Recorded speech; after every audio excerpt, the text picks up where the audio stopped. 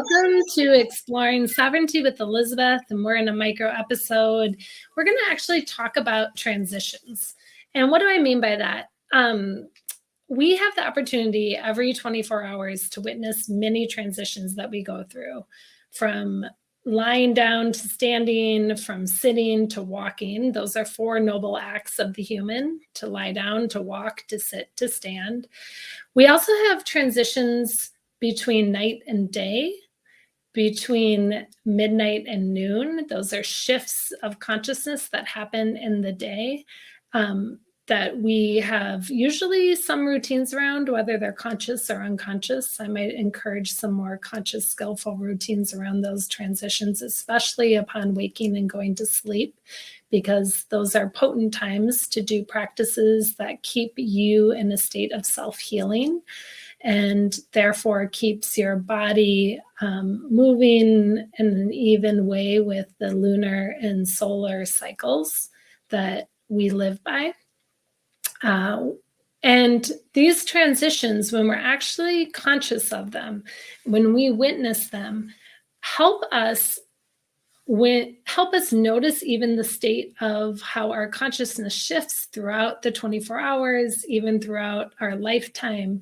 And as we witness these shifts, this is great practice for us to stay conscious and aware while relaxed. And that kind of witnessing supports us from going unconscious into old patterns that might not serve us.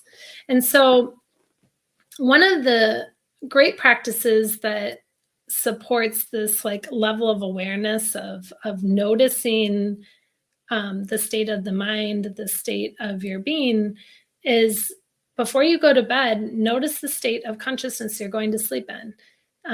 If you are disturbed or agitated, try to bring that state of consciousness through whatever practices. It might be breath practices, it might be a mantra, it might be consciously shifting the storyline that you're entertaining into a state of peace or calm or clarity, because oftentimes you'll notice that there is an echo of whatever state you went to sleep in upon rising. And that will color the next day, the next dawn. There's also, so that's one practice. There's also another practice of, there's a reason that the news is on at dawn and dusk, because those are potent times in the human consciousness where we're shifting our consciousness. And the sun sets and the sun rises at those times.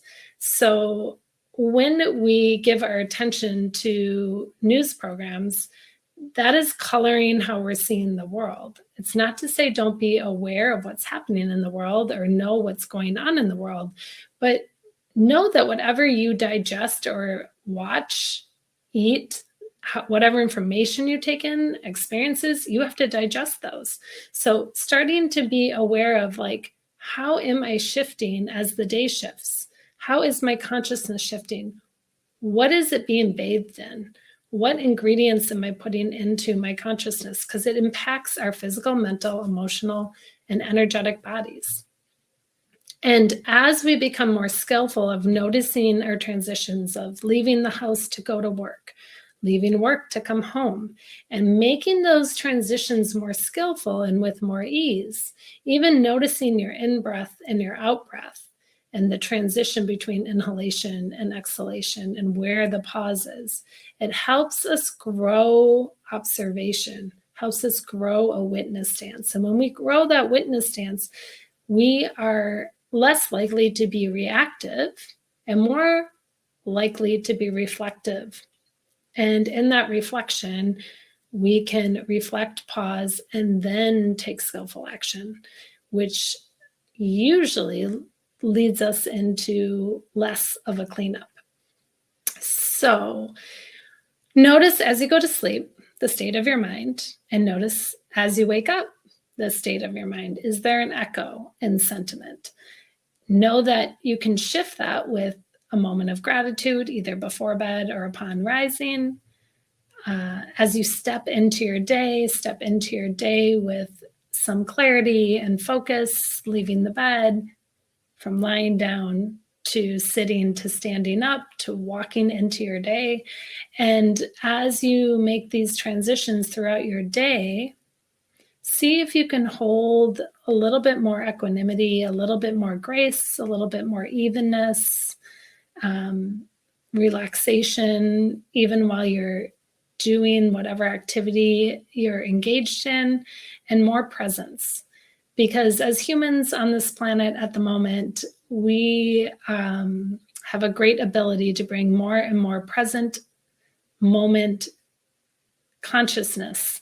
And in doing so, we hold great potential for great change aligned with our highest good, truth, and source. So notice your transitions, see if you can bring more ease and joy as you do this. And it's great practice for the little transitions are great practice for larger transitions in life.